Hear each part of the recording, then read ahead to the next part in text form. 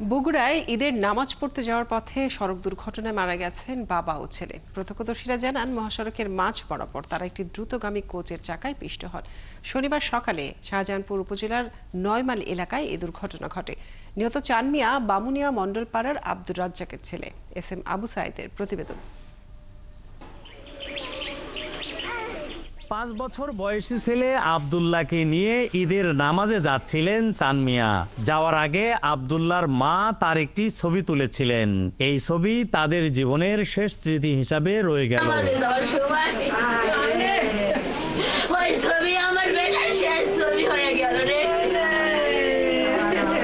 স্বজনরা জানান, চান মিয়ার বাড়ি থেকে ২০০ গজ দূরে ঢাকা রংপুর মহাসড়কের পূর্ব পাশের গ্রামের ঈদগাহ মাঠ। চান মিয়া মহাসড়কের পশ্চিম পাশ থেকে পূর্ব পাশে পার হওয়ার জন্য প্রথমে শিশু সন্তানকে মাঝখানের ডিভাইডার পার করে দেন। পরে নিজেই ডিভাইডার টপকে পার হওয়ার সময় রংপুর দিক থেকে আসা ঢাকাগামী একটি বেপরোয়া বাস চাপা দিলে ঘটনাস্থলেই বাবা ছেলের মৃত্যু হয়। একটা গাড়ি আসছে, গাড়ি সিগনাল দিচ্ছে, গাড়ি বাঁয়ে যাও।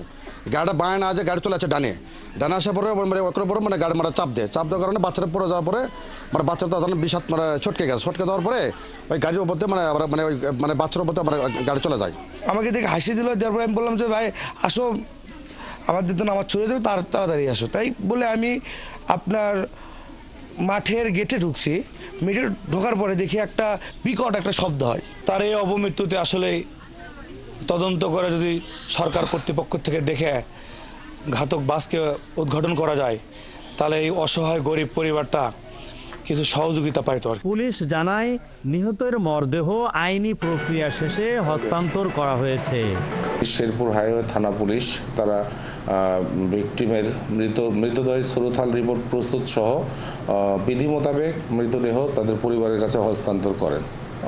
পরিবারের অভিযোগ সাপেক্ষে পরবর্তীতে আইনানুগ ব্যবস্থা গ্রহণ করা হবে। চান মিয়া নিজেও একজন পরিবহন শ্রমিক, চালক হিসাবে কাজ করতেন নাবিল পরিবহনে।